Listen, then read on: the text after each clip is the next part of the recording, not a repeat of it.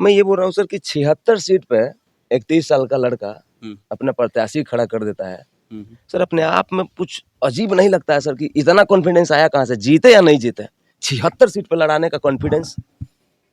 नहीं देखिए, ये सारी जो बातें हैं, ये क्या है कि आज का राजनीति का ट्रेंड बदल चुका है, प्रवृत्तियां बदल चुकी है। There are different kinds of trends.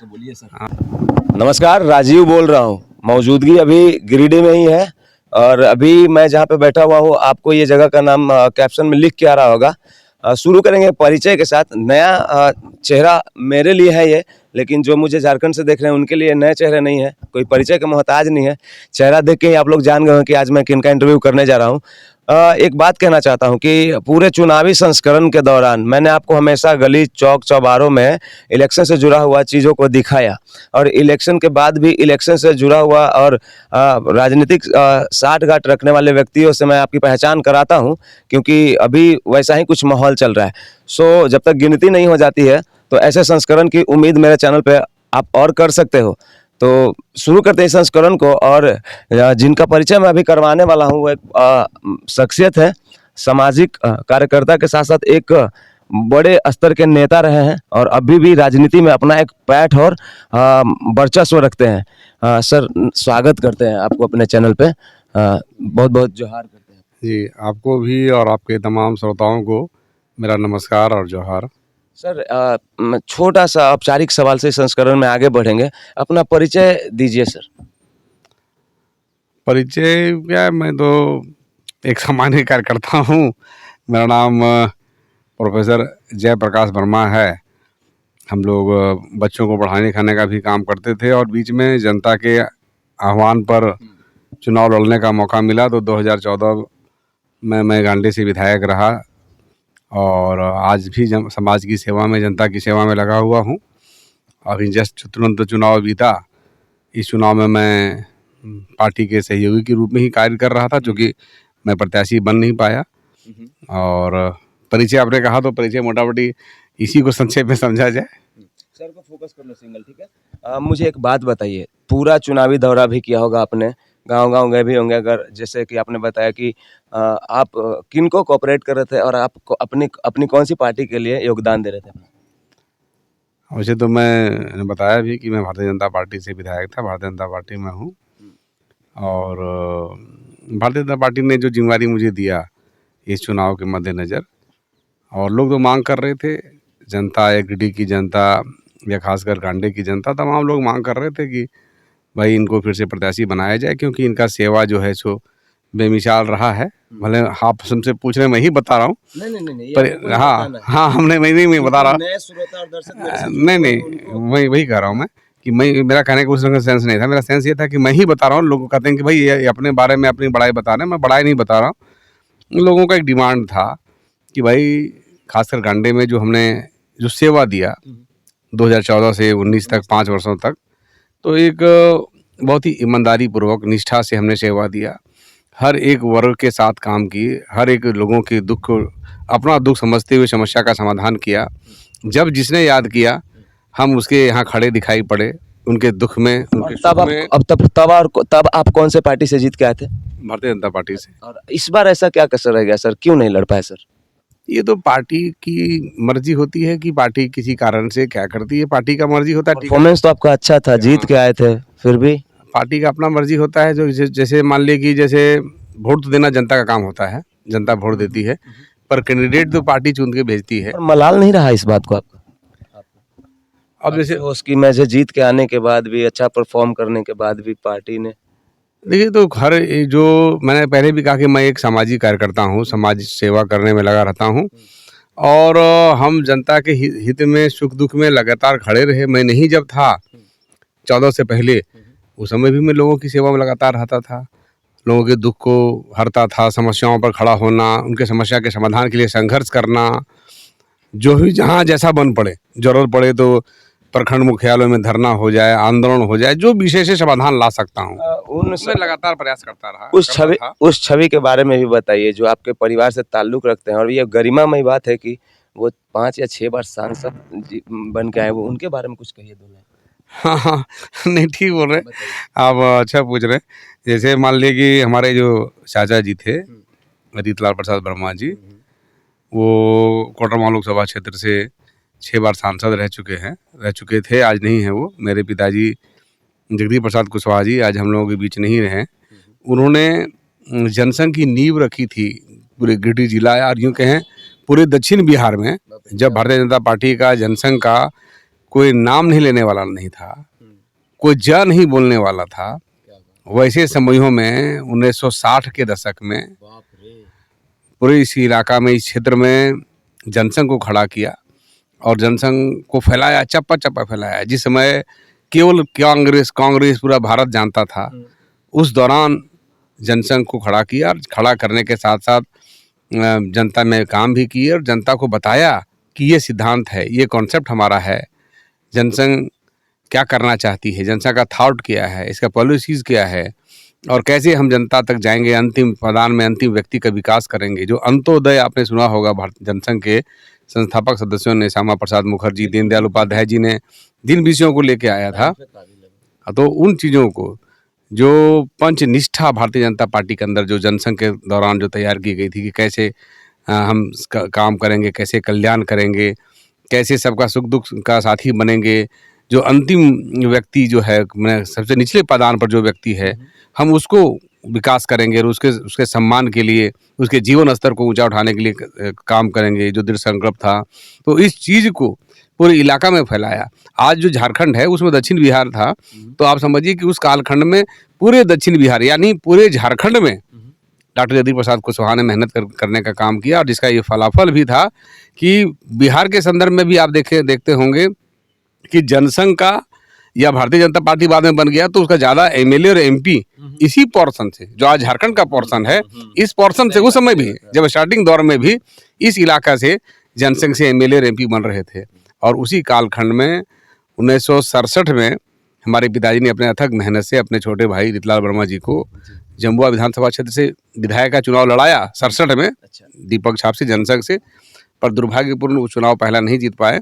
पर जो दूसरा चुनाव 1972 में आया तो उस समय जम्बुआ विधानसभा क्षेत्र से विधायक बने रीतलाल प्रसाद वर्मा जी और जनसंघ से दिया छाप था उस समय। और उसके बाद फिर 77 में जब बहुत सारी छोटी छोटी पार्टियां जो थी और भी पॉलिटिकल पार्टी जो कांग्रेस के प्रति जनता में आक्रोश जब था और विभिन्न पार्टियों ने मिलकर के जनता पार्टी बनाया था, चक्र हलधर किसान छाप 1977 में, हाँ 1977 में। और उस समय पहली बार सांसद का चुनाव लड़े और सांसद का चुनाव कोटरमा लोकसभा से हमारे चाचा जी रीतलाल प्रसाद वर्मा जी जीत के गए और जनता की सेवा में लगे रहे। तो ये मैंने आपने पूछा, बैकग्राउंड पूछा, तो ये गरिमामय बात है। देखिए किसी भी परिवार, देखिए सर, किसी भी, मैं दर्शकों को बताना चाहता हूँ कि किसी भी परिवार से किसी का भी इतने लंबे समय तक मतलब राजनीतिक में बने रहना ये बहुत तारीफ काबिल होता है। और इतना लंबे समय तक 4 बार 5 बार 6 बार जीतना बहुत बड़े बात हो जाता है। तो वो भी एक मतलब वो जो शख्सियत है, उनका जो मतलब अस्तित्व है वो बनाए रखने के लिए मैंने ये सवाल पूछा कि उनके बारे में भी आज के युवा जाने। सर अब इधर के धरातल पे आते हैं सर, वर्तमान की राजनीति की बात करते हैं। आपने एक पार्टी के लिए अभी मतलब खुद का योगदान भी दिया, आपने इस चुनाव में बहुत अथक प्रयास भी मतलब किया, मतलब जो भी एक इंसान कर सकता है वो आप किया होगा आपने। तो मुझे एक बात बताइए, क्या लगता है आपको जो ये गिरिडीह लोकसभा का जो क्षेत्र है, डुमरी विधानसभा जो क्षेत्र है, क्या लगता है सर, इधर के बारे में बताइए सर। पूरे झारखंड के बारे में आपसे नहीं पूछ रहा हूँ, इधर वाले क्षेत्र में बताइए सर कि क्या लगता है आपको कि किनके बीच लड़ाई है सर, क्या स्थिति है सर चुनाव का, गिनती के दिन क्या होने वाला है? जैसे मैंने गिनती तो कल छोड़ के परसों हो ही जाएगा, परसों होने वाला है, मात्र आप लोगों को एक दिन का ही इंतजार करना है। तो जो गिरिडीह जिला है, खासकर गिरिडीह जिला का हम लोग फोकस कर सकते हैं। तो गिरिडीह जिला में जिस प्रकार से अभी मतदान हुए हैं, कल ही मतदान हुआ है, डुमरी में भी हुआ, आपका गिरिडीह विधानसभा में हुआ, बगोदर में हुआ, जमुआ में हुआ, गांडे में हुआ, राजधनवार में हुआ। तो ये पूरा गिरिडीह जिला की अगर हम बात करें, गिरिडीह जिला की हम बात करें तो जिस प्रकार का मतदान हुआ है और लोगों ने दोनों विचारधारा को चाहा है इस चुनाव में। मैंने देखा है कि लोग एनडीए को, खासकर हम लोग बीजेपी से हैं, बीजेपी एनडीए में है, और इंडिया, तो अब चुनाव तो हो चुके हैं और जब चुनाव हो चुके हैं तो जो दिखाई पड़ रहा है कि यहाँ लड़ाई कसम कसम है, ज़बरदस्त लड़ाई है। डुमरी में तो समझिए कि भाई इंडिया का मजबूत स्थिति डुमरी में दिख रहा है। और जहाँ तक हम गिरिडीह विधानसभा की बात करें तो गिरिडीह विधानसभा में जिस प्रकार से मतदान हुए, जो रुझान आए हैं विभिन्न लोगों से, टेलीफोन कॉल से जो बातें हो रही है, तो उसके हिसाब से फाइट तो वहाँ भी है, परंतु लोगों का मानना है कि वहाँ बीजेपी आगे है गिरिडीह विधानसभा में। सर पूरे वाक्यांश में आप जयराम महतो को कहाँ रखते हैं? जयराम महतो का जो भी मतदान मिला होगा वो डुमरी में मिला होगा। डुमरी के अलावा तो और कोई अच्छा परफॉर्मेंस कहीं नहीं है। सर बेरमो में भी दावेदारी दिखा रहे हैं, वो बोलते हैं कि बेरमो भी मैं क्लियर करूँगा। बेरमो का मैंने स्टडी नहीं किया है, मैं क्या चुनाव रहता है तो बहुत ज़्यादा लंबा। डुमरी का स्थिति क्या है सर? ट्रायंगल है, अलायंस वाले बोलते हैं कि हम जीतेंगे अर्थात इंडिया, फिर एनडीए में यशोदा दीदी बोलती हैं कि हमारा पक्ष मजबूत है, जयराम बाबू बोलते हैं कि हम लोग वन साइडेड है। तो तीनों में सर क्या क्या स्टैंडिंग है, कैसे कैसे रखते हैं सर लड़ाई? देखिए यहाँ पर लड़ाई जो है ना, तीनों में लड़ाई, ठीक बोल रहे हैं आप, है लड़ाई तीनों में, परंतु जो रुझान अभी दिखाई पड़ रहा है और जैसा जनता का मानसिकता था, लोग जैसा मैंडेट दे रहे हैं और जिस प्रकार से चुनाव में दिखाना चाहते हैं, तो निश्चित रूप से यहाँ पर माने भारी जो है बेबी देवी जी ही लग रही है। सेकंड में जरूर रहे हैं, सेकंड में ये जयराम जी रह जाएं या आशु गठबंधन रह जाए। यशोदा दीदी को कहाँ रखते हैं आप? तीसरे नंबर पे? हम क्या बोले कि सेकंड में कौन रहेगा मुझे पता नहीं है। जो लोग कह रहे हैं कि जो फर्स्ट तो बेबी देवी हैं, अब सेकंड में आशु है या जयराम है। हाँ, nobody can say and I also can't say because this is a very difficult question and I can answer that because the people are so interested for the Dumri, Dumri constituency, especially Dumri constituency, because the supremo of JKLM, Jairam, is fighting from here. That's why people are so many confused. So what the people had said me, that's why I'm telling you that Baby Devi is in the top. According to the According to people, people according to people. according to people, yeah. Sir इसमें आगे बढ़िए। मैं ये बोलना चाहता हूँ कि ये पूरा संस्करण है, जो ये पूरा संस्करण आप देख रहे हैं इलेक्शन का, सर 76 सीट पे जल पे मैं टाइगर जी की इसलिए बात कर रहा हूँ, जयराम जी की माफ कीजिएगा, टाइगर निकल जाता है इलेक्शन का समय, किसी लोग को दर्शकों को बुरा लग जाता है कि तुम उसको टाइगर क्यों बोल दे, कोई बोलता है कि तुम जगन्नाथ बाबू जी को नहीं टाइगर बोलो, जयराम को मत बोलो, तो नाम में क्या रखा है ना, किसी तरीके से तो संबोधन करना है। मैं ये बोल रहा हूँ सर कि 76 सीट पे 31 साल का लड़का अपना प्रत्याशी खड़ा कर देता है, सर अपने आप में कुछ अजीब नहीं लगता है सर कि इतना कॉन्फिडेंस आया कहाँ से, जीते या नहीं जीते? 76 सीट पे लड़ाने का कॉन्फिडेंस? नहीं, देखिए ये सारी जो बातें हैं, ये क्या है कि आज का राजनीति का ट्रेंड बदल चुका है, प्रवृत्तियां बदल चुकी है। There are different kinds of trends. हाँ नहीं ठीक है, हाँ नहीं बात समझा के बता रहा हूँ कि there are different kind of trends in the political arena. So the youth are thinking like other, thinking like their own way, the youngs are thinking from their views and olds are thinking from their views. हम दोनों एक दूसरे को बात को समझ जाएंगे English में, लेकिन खोरठा वासी मेरा जान ले लेंगे तो आप हिंदी नहीं हम कहीं वह खबर खोजो ये कि सब गोटे अलग अलग सोचो है। जैसे नौजवान के सोचे का नजरिया अपन तरीका से है और जो मिडिल एज वाला जो है वह अपन तरीका से सोचब गुरु है, वह अपन घर गृहस्थी किरंग बसते किरंग के दत्ते से सोचब गुरु है। नौजवान सोचो है कि हमनी के जॉब किरंग मिलते, अधिक से अधिक नौकरी मिल जाए, तो ओकर हिसाब से नौजवान सोचो है। और बुजुर्ग सोचो है कि हमनी के बुढ़ापा का सहारा कौन सरकार बनते, कौन सरकार ऐसे नहीं थे जी हमनी के देखते। तो सबके एज पर एज अलग अलग नजरिया है, उम्र के हिसाब से नजरिया है, सोच है। अच्छा सर, झारखंड को बदलने के लिए जड़ जोड़ू जमीन तक तो बात समझ में आता है, क्या भाषा का लड़ाई करके झारखंड को बदला जा सकता है?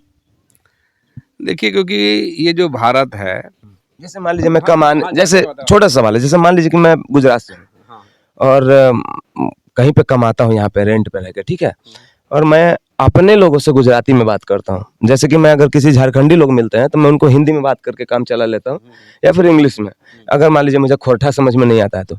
लेकिन खोरठा बोलने वाले मुझे ऑन रोड, मैं अपना एक्सपीरियंस बताता हूँ, मुझे बोलते हैं कि खोरठा में बात करो, तुमको हिंदी तुम्हारा ठीक नहीं है। मैं बोला मैं जहाँ से बिलोंग करता हूँ उस हिंदी में वहाँ का एसेंस आएगा, ये कॉमन सेंस वाली बात है। अगर मैं दरभंगा से का हूँ, अगर मैं वहाँ से रहने के बाद हिंदी बोलूँगा तो दरभंगिया आएगा। मैं अगर चेन्नई का हूँ, मैं हिंदी बोलूँगा तो उसमें चेन्नई का एसेंस आएगा।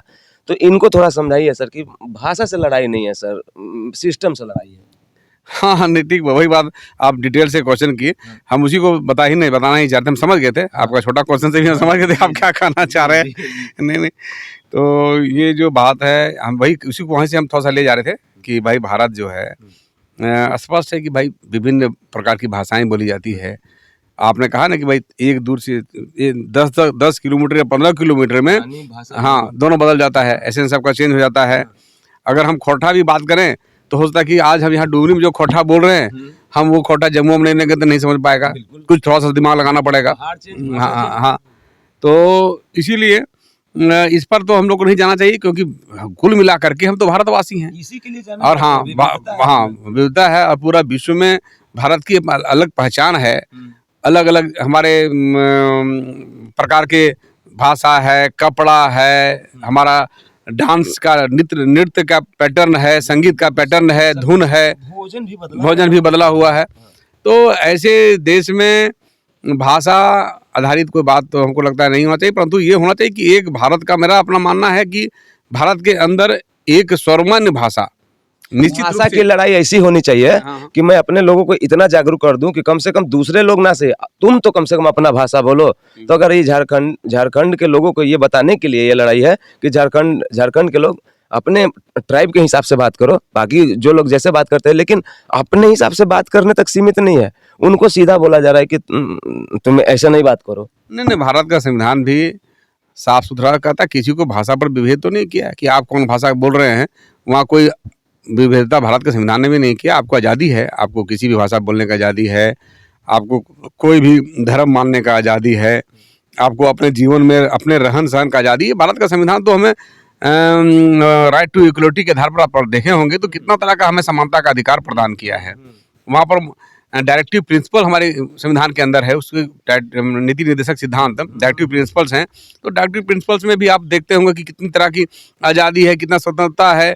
पूरे विश्व का सबसे लोचशील जो संविधान है वो भारत का संविधान है, और भारत के संविधान में हर एक व्यक्ति के लिए जगह है, हर एक व्यक्ति को सम्मान है, हर एक व्यक्ति के जीवन स्तर को ऊंचा उठाने के पद्धति हैं, सिस्टम है, कानून है, लॉ है, और सभी की रक्षा करने की व्यवस्था की गई है।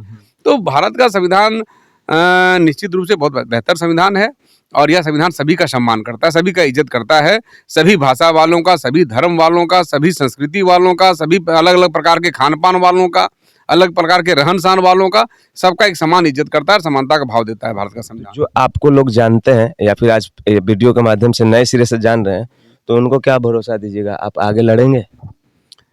निश्चित रूप से जब हम लोग जनता में जनसेवा की भावना से काम कर रहे हैं, और जनसेवा तो कोई जरूरी नहीं कि एमएलए एमपी बन के कर सकता है, वैसे भी कर सकता है, वैसे भी हम लोग करते ही हैं, लगातार करते हैं।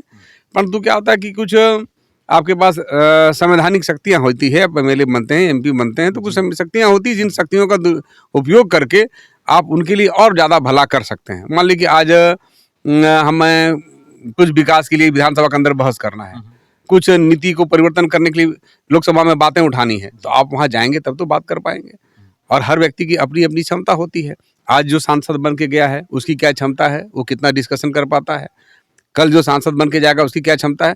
तो इस प्रकार से जिसके पास जो क्षमता है, तो निश्चित रूप से मतदाता इन विषयों पर परख करती है, और परख करना चाहिए, और वैसे लोगों को लोकसभा और विधानसभा भेजना चाहिए जो व्यक्ति काबिल है। The person who knows the Indian Constitution, the person who can make a debate in the house, who can express everything what the people wants in the house. अगर वो व्यक्ति जाता है विधानसभा में, लोकसभा में, तो जन भावना को वहाँ पर रख सकता हो, जन भावना को वहाँ रखे और सरकार के सामने कानून बना ले, नियम बना ले, विकास की योजनाएं वहाँ को सदन में रख करके धरातल पर लेकर के आए। निश्चित रूप से ऐसे लोगों को जाना चाहिए, और हम लोगों के लिए ईमानदारी से हमने मेहनत की। मैंने कहा कि हमने जब काम किया तो विकास के काम किए, हमने परिवर्तन लाना चाहा। आज जानते हैं सबसे बड़ा चीज़ क्या दिखाई पड़ता है? सबसे बड़ा चीज़ दिखाई पड़ता है चारों तरफ भ्रष्टाचार रूपी जंग लगा हुआ है, सारा सिस्टम भ्रष्टाचार। मैं नाम नहीं लूँगा सर। हाँ। और मैं रिकॉर्ड करने जाता तो शायद मैं 2 बजे रात को पीट भी जाता, मैंने नंगे आंख से पैसा बांटते हुए लोगों को देखा है कल परसों रात में। हाँ नहीं, ठीक बोल रहे हैं। मैं कहाँ माइक लेके जाऊंगा 2 बजे को, तो गोली मार देंगे मुझे। वही भ्रष्टाचार का इस प्रकार का, और ऐसे नाम भी नहीं लूंगा, मर्यादित पत्रकार हूँ मैं, किसी पार्टी का नाम भी नहीं लूंगा, लेकिन मैं बोला ये कैसे हो सकता है भाई, ये खुलेआम पैसा बांटा है। ठीक यही हो रहा है, और वही वही वही गलत चीज़ है। हम इस चीज़ का लगातार विरोध भी किए। मैं कुर्सी में जाने से पहले कुर्सी में रहा, उस दौरान भी एक भी एग्जाम्पल नहीं मिलेगा कि हमने ना किसी से कोई कमीशन, ना कोई घूस। हमने विकास के नए आयाम स्थापित किए गांडी विधानसभा में। और मेरे 5 साल के कार्यकाल में आपने देखा होगा 450 किलोमीटर ग्रामीण सड़कों का हमने निर्माण करवाया। हमने ये बात रिकॉर्ड पे जा रहा है, ये हकीकत बोल रहे हो आप? ये 450 किलोमीटर 450 किलोमीटर ग्रामीण सड़कों का, ये बड़ी सड़कों का नहीं, जो बड़ी ये सड़कें आपके कार्यकाल में पॉसिबल हुआ, आपके कलम से पॉसिबल हुआ। कलम से पॉसिबल हुआ। हमारे अनुशंसा से हमने इतनी सड़कों का निर्माण कराया गांडी एक विधानसभा में, जिला में नहीं, गांडी विधानसभा में। बहुत बड़ी बात है। और वो सड़कें बन के तैयार भी हुई हैं। बहुत चाहने के बाद भी कुछ कुछ सड़कें छूटी रहेगी, जिसको हम लोग चाहते थे करेंगे, पर बाद में मौका नहीं मिल पाया। परिस्थिति होती है, जरूरी। हम तो जो चुनाव जब जीते थे, तो हम जीते थे उसमें हम समझिए कि 50,000 लाए, और हम जिस साल हार गए उस साल हम 60,000 लाए। तो मैंने तो अपना वोट बढ़ाया एमएलए रह करके, हमने अच्छा काम किया, लोगों ने चाहा। परंतु राजनीति गणित होता है, राजनीति गणित के किसी कारण से चुनाव लोग हारते जीतते हैं। ये तो हमने जनता का विश्वास नहीं खोया, हमने अपना वोट बढ़ाया। अब ये बता दीजिए सर मुझे, ये डुमरी का सर थोड़ा सा मतलब बड़े अच्छे से बताने का कोशिश कीजिए। आप बेबी देवी जी को नंबर 1 पे क्यों रख रहे हैं? ये थोड़ा अपने आपके इक्वेशन से समझाइए। नहीं, मेरा कोई इक्वेशन इसमें नहीं है। मेरा है लोगों के से टेलीफोनिक जो बातचीत हो रही है, लोगों से जो हम राय ले रहे हैं। कभी हमने डुमरी के लोगों से पूछा, कभी हम लोग जो ससार को, भंडारो, जौन तरफ को जो लोग रहते हैं उन लोगों से बात किया, चंद्रपुरा की तरफ के लोगों से हमने बात किया, नवाडी की तरफ के लोगों, बस लोगों से खाली बातचीत के आधार पर जो हमको लगा, इसमें कोई मेरा और कुछ नहीं है। अच्छा सर, ये भी बताइए सर कि क्या आपको मतलब सर, जहाँ तक मतलब मैं तारीफ नहीं कर रहा हूँ किसी का, इसको अन्यथा लेने का विनती है, कोशिश नहीं कीजिएगा सर। क्या आपको नहीं लगता है कि जयराम जी का दावेदारी भी कहीं ना कहीं क्या सच नहीं हो सकता है? अजीब टाइप का नहीं लग रहा है आपको उनका गणित? मैंने कि सब कल का बात है, परसों से पता चल ही जाएगा, तो हम लोग ज्यादा दिमाग में नहीं लगाना है। जो टेलीफोनिक लोगों ने बताया उसको हमने बताया, मेरा और कोई इसमें नहीं है। जयराम महतो को आने वाले 10 साल, डुमरी में हम प्रचार में भी नहीं थे। डुमरी चुनाव में हम थे उधर जमुआ तरफ थे, इधर नहीं थे प्रचार में भी। जमुआ, राजधनवार, उधर हम लोग प्रचार में थे, इधर तो आए भी नहीं थे। टेलीफोनिक जो बातचीत में मैंने देखा, इसी बताया, और मुझे कुछ ज्यादा जानकारी भी नहीं है डुमरी का। अच्छा ठीक है, ये बताइए सर, आने वाले 10 साल में आप इतने शिक्षित हैं कि मतलब बहुत ज़्यादा पढ़े लिखे हुए लोग भी मतलब आपके सामने आकर ढेर हो जाएंगे, क्योंकि आपका ओहदा वैसा है, ऑरा वैसा है, और आपका ड्यूटी वैसा है, कर्म पथ ही आपका शैक्षणिक चीज़ों से जुड़ा हुआ है, प्रोफेसर हैं आप। तो मुझे एक बात बताइए, आने वाले 10 साल में जयराम महतो को कहाँ देखते हैं? ये इसलिए पूछ रहा हूँ, अब लोग सोचेंगे कि उस नेता के बारे में तुम नहीं पूछा, उस नेता के बारे में नहीं पूछा। अरे जिनका छवि बन चुका है, जो 10 साल, 15 साल, 20 साल काम कर चुके हैं, उनके बारे में लोगों को क्या बताऊं मैं? एक नया लड़का 30 साल का है और वो बोलता है कि आए वाला 10 साल में देखिए होता क्या थी। तो वो बताइए सर कि 10 साल क्या देखते हैं सर? देखिए, हम तो जानते हैं कि राजनीति में हर तरह के पहलू होते हैं, और जो मैंने बातें मुस्कुराते हैं ना सर, तो हमको फिर उधर चले जाता है। नहीं, जो बातें हैं, मैंने कि मेहनत कर रहे हैं, करने दीजिए। अभी तो कैसे हम लोग बता सकिएगा? अभी अगला जो 5 साल ही मेहनत करेंगे। अभी 2 साल पहले पूरे झारखंड में पूरे झारखंड में बीजेपी का स्थान क्या रहेगा? अकेले बीजेपी का सर? अभी उसके बारे में हम लोग को ज्यादा गणित हम नहीं किए, क्योंकि हम जो कोई काम करते हैं ना, तो हम समर्पित होकर करते हैं। हम अच्छा, कम हो या बेसी हो, पुराने सरकार रहेगा कि चेंज हो जाएगा?